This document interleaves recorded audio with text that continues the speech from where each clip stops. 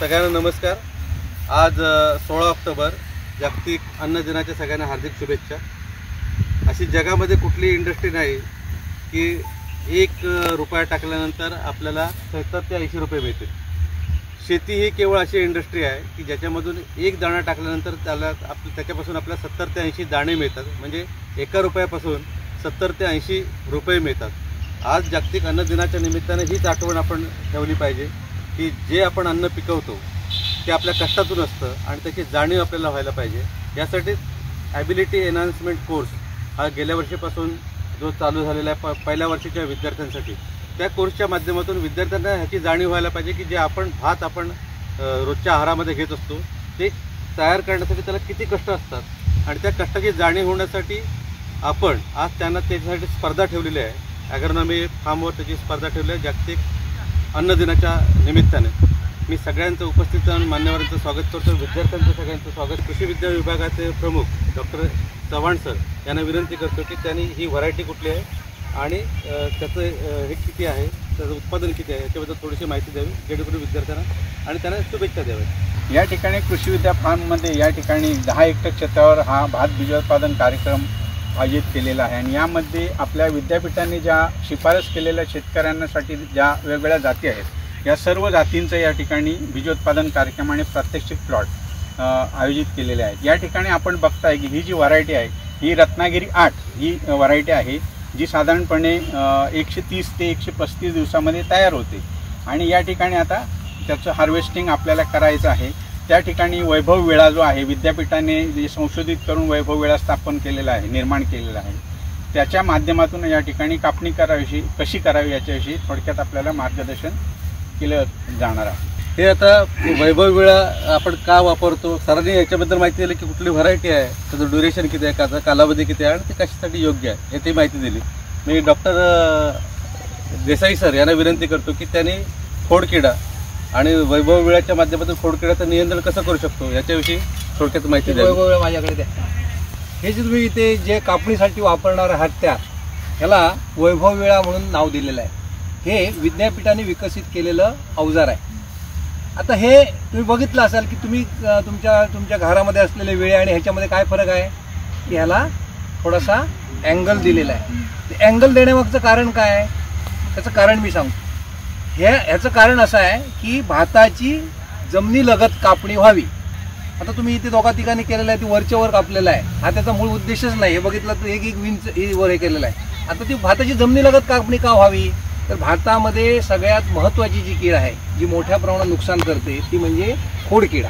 तर खोडकिडा तिचं नाव काय दिलं आहे, ती खोडामध्ये राहते। तिची अवस्था पूर्ण झाल्यानंतर मधले जे गाभे आहेत गाभे खाऊन टाकते आणि खोडात जाऊन त्या जमिनीच्या शेवटी ज्यावेळी अवस्थेत जाते त्यावेळी ती जमिनीलगत खाली जाते आणि जमिनीमध्ये तिचा कोश सापडतो किंवा त्या भाताची स्टबल्स आहेत किंवा हे धसकट आहेत त्याच्यामध्ये त्याचं सापडतं। मग ती धसकटात सापडलं तर पुढच्या वेळी काय होणार, आता धसकटात हे उंच कापलं काय होईल, उंच रेग्युलर वेळाने ज्यावेळी आपण कशाने कापतो त्यावेळी काय होतं की उंच कापलं जातं। साधारणपणे आता जसं तुम्ही हे दाखवलंय ना तसं 5-6 इंच वरती कापलात किंवा 2 ते 3 ह्याच्यामध्ये, त्यामुळे काय होईल ती जी अळीव अवस्था आहे, आता तुम्हाला एंटोमॉलॉजी कोर्स पुढच्या सेमिस्टरला होईल कदाचित, ती अळी अवस्था आहे ना ती ज्यावेळी कोशावस्थेत जाण्यासाठी खाली जाते त्यामुळे काय होतं की ह्या धसकटामध्ये ती राहणार, बरोबर ना, आणि ती पुढच्या सीझनला ॲटोमॅटिकली काय होणार तिचं पुढचं पिढी वाढत जाणार आणि पुन्हा रोग कीड येणार येते। तर ते थांबवण्यासाठी म्हणून आपल्याला काय करावं लागतं, हा वैभव विळा लागतो। ह्या वैभव्याचं वैशिष्ट्य असं आहे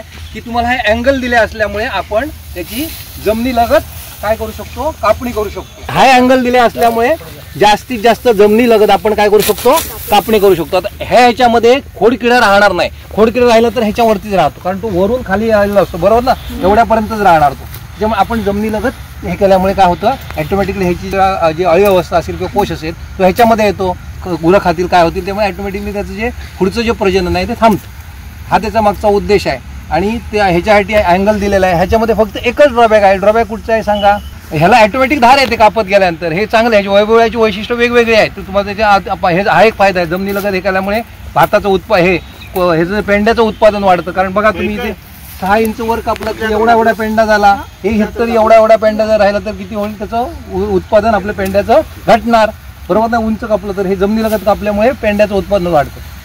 खोडकिडी कंट्रोल होते. आणि तिसरं काय ह्याच्यामध्ये ड्रॉबॅक काय मी सांगितलं, काय सांगितलेलं आहे बघा, एक्झॅक्ट. ह्याच्यामध्ये फक्त डाव्या हाताने तुम्ही काय करू शकत, डाव्या हाताने कापू शकणार नाही का, असं करू शकत नाही ना, बरोबर ना. त्यामुळे हा अँगल दिलेला आहे. पण लेफ्ट हँडेड असेल तर त्याला तो आपल्याला वापरता येत नाही. आणि त्याला सुद्धा विद्यापीठाने केलेला आहे पर्याय. जर लेफ्ट हँडेड असेल तर स्पेशल जर मागे डिमांड केली, तर शेतकऱ्यांनी समजा डिमांड केली, तर आपण हा अँगल उलट्या बाजूने फिरून देतो. ह्याच्यामध्ये फक्त काय अँगल फिरवायचा आहे, बरोबर ना. हा अँगल जो केलेला आहे फिरवायचा आहे, तसे सुद्धा त्यांनी इंजिनिअरिंग कॉलेजने व्यवस्था केलेली आहे. तर अशा प्रकारचं हे तुम्हाला ह्या खोडकिडीचं नियंत्रण करण्यासाठी हा विद्यापीठाने विकसित केलेला वेळ आहे. आजच्या या जागतिक अन्न दिन कार्यक्रमानिमित्त कृषी विद्या विभागाच्या प्रक्षेत्रावर उपस्थित आपल्या निम्नस्तर कृषी शाखेचे सहयोगी अधिष्ठाता तथा आपल्या विद्यापीठाच्या माहिती तंत्रज्ञान केंद्राचे प्रमुख डॉक्टर वरवडेकर सर आज इथे उपस्थित आहेत. त्याचबरोबर आमच्या विभागाचे प्रमुख डॉक्टर चव्हाण सर, आपल्या विद्यापीठाचे जनसंपर्क अधिकारी doctor Desai, doctor Shigwan sir आज इथे उपस्थित आहेत. त्याचबरोबर आजचे या कार्यक्रमासाठी पदवीपूर्व विद्यार्थी उपस्थित आहेत. जागतिक अन्न दिनाचा औचित्य साधून या प्रक्षेत्रावर आपण सर्वजण आलात. आज पाहिलं आपण तर या भात पिकाची काढणी जी आहे ती आज चालू आहे, परंतु ही लागवड जी आहे याची तयारी मे महिन्यापासून चालू होती. म्हणजे मे महिन्यापासून आजपर्यंत ही काढणीसाठी आपल्याला फार कष्ट घ्यावे लागतात. त्याचं महत्त्व, त्याची काढणी कशी करावी आपल्या विद्यार्थ्यांना इथे माहिती अवगत करण्यात आलेली आहे. माननीय सहयोगी अधिष्ठाता आज इथे उपस्थित राहिले कार्यक्रमाला, त्यांचे मी आभार व्यक्त करतो. त्याचप्रमाणे आपल्या विद्यापीठाचे doctor Desai sir, doctor Shigwan sir आज उपस्थित राहिले. त्याचबरोबर पदवीपूर्व विद्यार्थी उपस्थित राहिले, त्यांचे पुनश्च एकदा आभार व्यक्त करतो. धन्यवाद.